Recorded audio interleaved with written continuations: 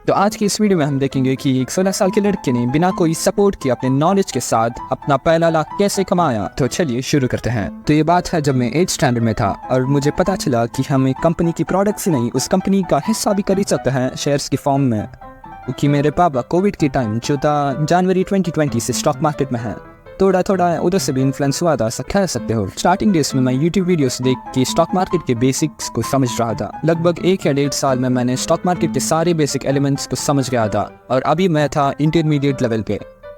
जब मैंने 9th standard के समर हॉलीडेज में पेपर ट्रेडिंग शुरू किया, उन दिनों मैंने इतना पेपर ट्रेडिंग किया था। तो अब सबसे इंटरेस्टिंग बात करते हैं वो दिन जब मैंने और मेरे पापा ने 1.5 लाख ट्रेडिंग करके कमाया था।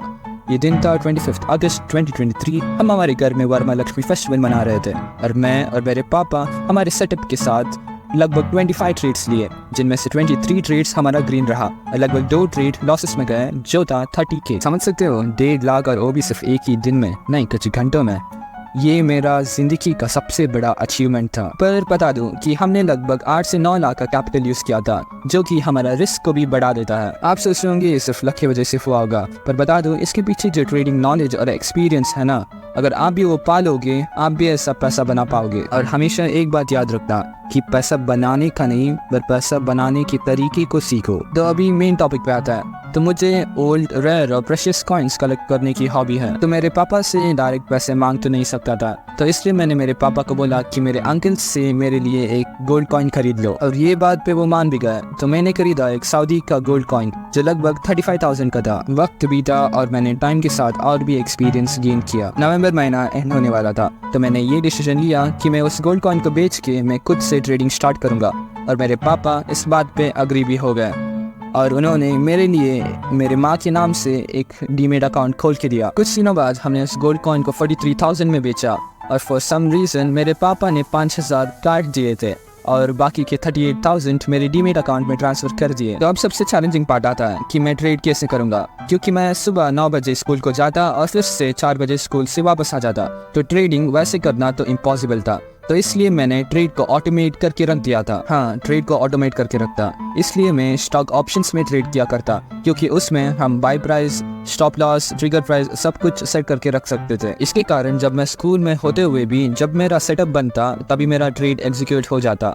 कभी कभी लॉस होता, कभी कभी प्रॉफिट होता। तो इसलिए मैंने रिस्क रिवॉर्ड सेट करके रखा था, जो था 1:2। 500 रुपीज़ लॉस और 1000 रुपीज़ मैक्सिमम प्रॉफिट। जब मुझे हॉलीडेज मिलते या स्कूल में हाफ डेज रहते तो तभी मैं ऑप्शन ट्रेडिंग इंडेक्स में करता, जो कि बहुत रिस्की होता है, ऐसा माना जाता है। ये जो स्क्रीन के ऊपर जो आप ग्राफ देख रहे होंगे, ये दिखाता है मेरा पोर्टफोलियो फ्रॉम 0 to 1 लाख। जैसे कि आपको पता है कि I started with 38,000 and starting days में मैं सिर्फ स्टॉक ऑप्शंस में ट्रेड करता और उससे लगभग 7,000 तक प्रॉफिट कमा लिया था। तो अभी मेरा अकाउंट बैलेंस था 45,000 और दिसंबर मंथ में मेरे एग्जाम स्टार्ट हो गए थे। जैसे कि आपको पता है कि एग्जाम सिर्फ हाफ डे तक होता है और आफ्टर ईच एग्जाम आपको 1 दिन का छुट्टी मिलता है। तो उस वक्त मैं ट्रेडिंग करता। तो अभी मैं इंडेक्स में ऑप्शन ट्रेडिंग करना स्टार्ट कर दिया था। उसके पहले वीक के पहले दिन मैंने लगभग 2.7K का प्रॉफिट किया, दूसरे दिन 3.5K का, तीसरे दिन 2.2, चौथे दिन 4.7K और 5वें दिन मैंने लगभग 7 से 8,000 का लॉस कर दिया। आप देख रहे होंगे कि मैं प्रॉफिट्स तो करता, पर मेरे लॉस इतने बड़े थे कि एक ही दिन में मेरे सारे प्रॉफिट्स खत्म हो जाते। अभी सेकेंड वीक भी सेम चीज़ रिपीट होता है। First day, second day, third day, fourth day मैंने छोटे मोटे प्रॉफिट्स किए, पर 5th डे मैंने फिर से 17,000 का लॉस कर दिया।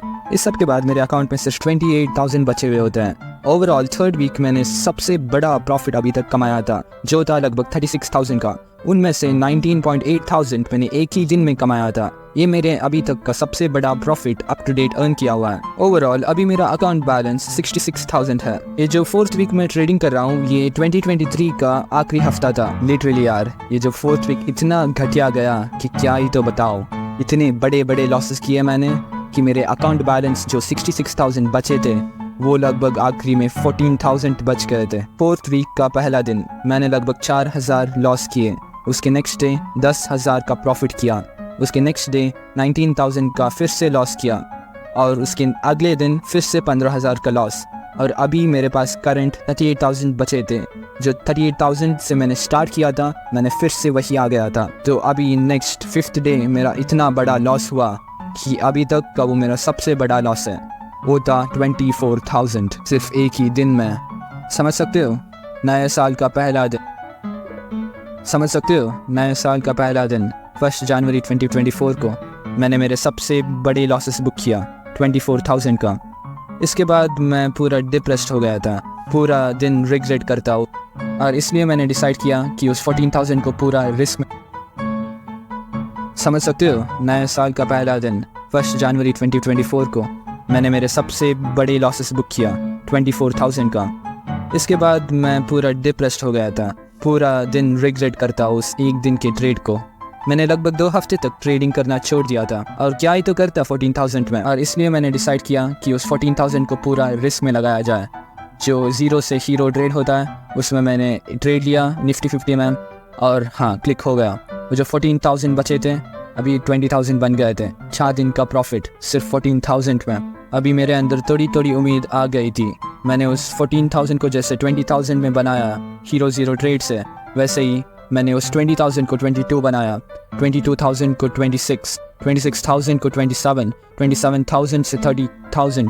तो ऐसे करते करते करते फिर से मैं मेरे बेस अमाउंट जो कि 38,000 था उसमें आ गया था। ये जो टाइम पीरियड था 14,000 को 38,000 बनाना बहुत ही स्लो था, और बहुत कुछ चीज़ों मैंने सीखा भी। मेरे उतने बड़े लॉसेस होने का कारण सिर्फ रिस्क मैनेजमेंट था। अभी मेरा रिस्क मैनेजमेंट इतना डिसिप्लिन हो गया था कि मैं लॉसेस को मैक्सिमम सिर्फ 500 रुपये लगता, उसके ऊपर जाता ही नहीं था। और प्रॉफिट मैंने ट्रेडिंग प्रॉफिट करना स्टार्ट कर दिया था, और उसके साथ उस दिन का मेरा जो भी लॉस होता उसी वक्त मैं ट्रेडिंग स्टॉप कर देता था, क्योंकि मेरे पास जो स्मॉल कैपिटल अमाउंट था मुझे पता था उसको सेव करना बहुत ही ज़्यादा इम्पॉर्टेंट है। तो मैंने बहुत से चीज़ों को ऐड ऑन किया मेरे ट्रेड को इम्प्रूव करने में। वैसे ही करते करते मेरा जो 38,000 का कैपिटल था उसको मैंने 45,000 किया। उस 45,000 को धीरे धीरे 60,000 बढ़ाया। वो 60,000 जब हो गए थे मैंने RVNL शेयर में लगाया। मैंने RVNL इसलिए चूज़ किया क्योंकि उस टाइम RVNL न्यूज़ में बहुत आ रहा था और उसमें बहुत पोटेंशियल था। तो RVNL में मैंने पूरे 60,000 लगा दिए, और लगभग 2 हफ्ते के अंदर मेरे जो 60,000 थे वो 80,000 बन गए थे। मैंने तुरंत ही उस 80,000 को निकाल दिया और फिर से ट्रेडिंग करना स्टार्ट कर दिया।